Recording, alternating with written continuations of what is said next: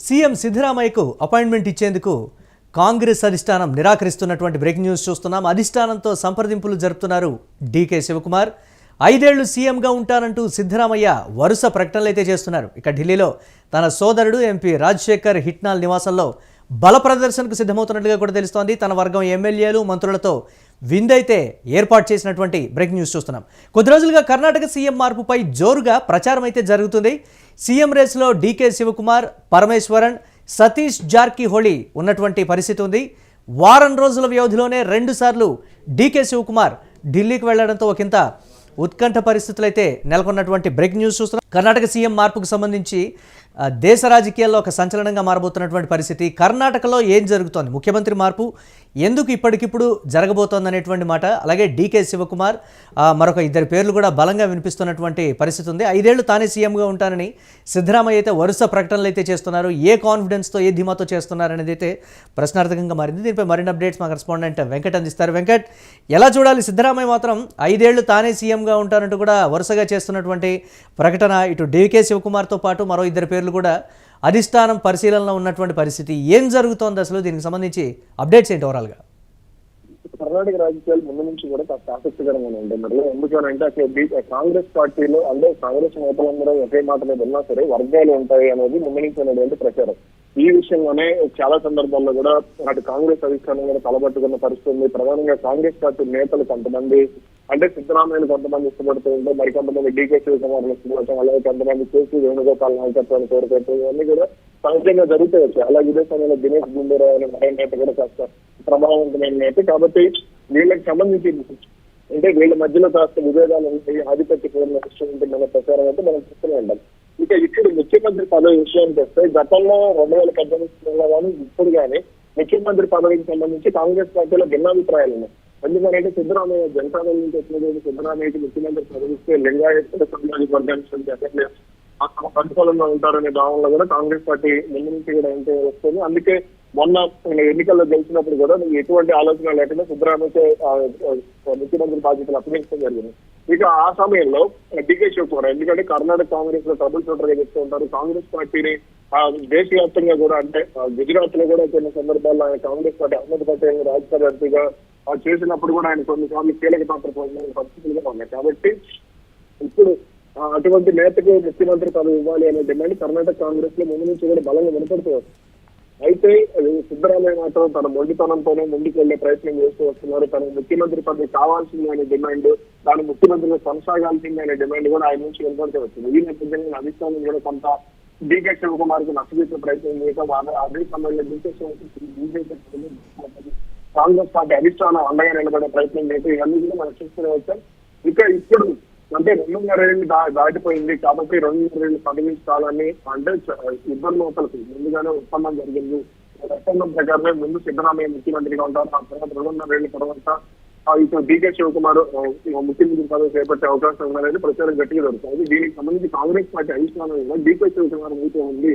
ఎందుకంటే కర్ణాటక కాంగ్రెస్ భవిష్యత్తును దృష్టిలో పెట్టుకుని సిద్ధరామయ్యకి ఇప్పటికే 80 ఏళ్లు దాటాయి. కాబట్టి డీకే శివకుమార్ ను ముఖ్యమంత్రి చేస్తే కాంగ్రెస్ మరింత బలోపేతమయ్యే అవకాశం ఉంది. రాబోయే ఎన్నికల్లో కూడా డీకే శివకుమార్ మరింత ప్రభావం చూపించే అవకాశం ఉంటుంది, మరింత కష్టపడి పనిచేసే అవకాశం ఉంటుంది. అంటే బల ప్రదర్శన కూడా సిద్ధమవుతున్నారు కదా వెంకట్, దాన్ని ఎలా చూడాలంటారు? అంటే ఎవరికి వారే తమ వర్గం ఎమ్మెల్యేలతో బల ప్రదర్శన అంటే ఒక కాంగ్రెస్ పార్టీలో అది కలకలం సృష్టించేటువంటి పరిస్థితి. ఎమ్మెల్యేలందరూ కూడా మా కంట్రోల్లోనే ఉన్నారని అధిష్టానం చెప్తున్నప్పటికీ కూడా లేదు, ఎవరి వర్గానికి సంబంధించినటువంటి వారు వారి కంట్రోల్లోనే ఉన్నారనేటువంటి మరొక బలమైన వాదన. దీన్ని ఎలా చూడాలి అసలు?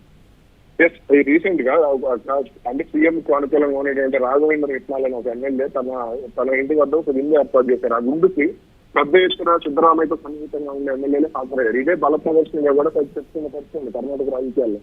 కాబట్టి అంటే అటు డీకే శివకుమార్ కూడా తన వర్గానికి భారీ మద్దతు ఉంది. తాను అంటే రాబోయే మంత్రి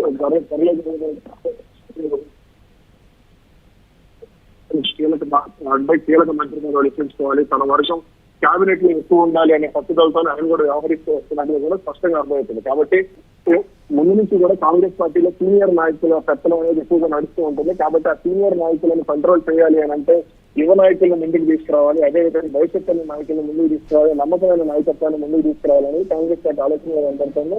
దీనికి సంబంధించి డీకే శివకుమార్ దాదాపుగా ముఖ్యమంత్రిగా వెంకట్ అలాగే డీకే శివకుమార్కి ఇస్తే మాత్రం డెఫినెట్గా కలకలం రేపేటువంటి పరిస్థితి ఉంటుంది.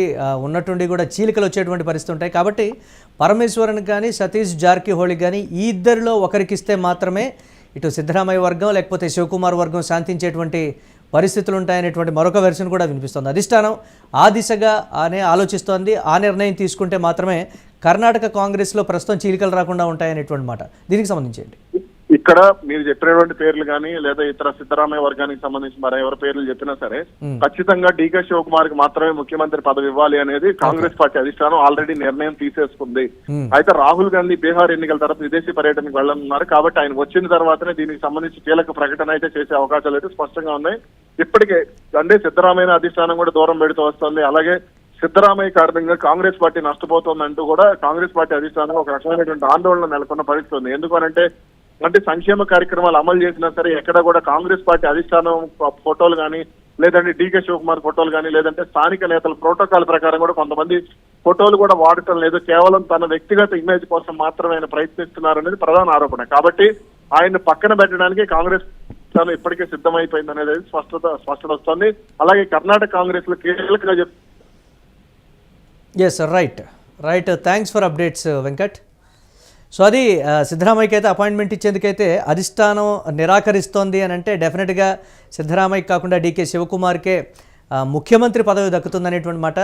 ఎన్నిక తర్వాత డీకే శివకుమార్కి ఇవ్వాలా లేకపోతే సిద్ధరామయ్యకి ఇవ్వాలా అన్నటువంటి మీమాంసలో ఉన్నప్పుడు సిద్ధరామయ్య వైపే అధిష్టానం మొగ్గు చూపడానికి గల కారణాలను కూడా ఇక్కడ విశ్లేషిస్తున్నారు. కానీ వాటన్నింటినీ దాటుకొని సిద్ధరామయ్య వ్యవహరిస్తున్నటువంటి తీరు అసలు కర్ణాటక కాంగ్రెస్కి ముప్పు తెచ్చే విధంగా ఉంది. ప్రజల్లో వేరే విధమైనటువంటి మెసేజ్ వెళుతోంది తప్ప ఎక్కడ కాంగ్రెస్ పార్టీ పట్ల సానుకూల భావన లేదు.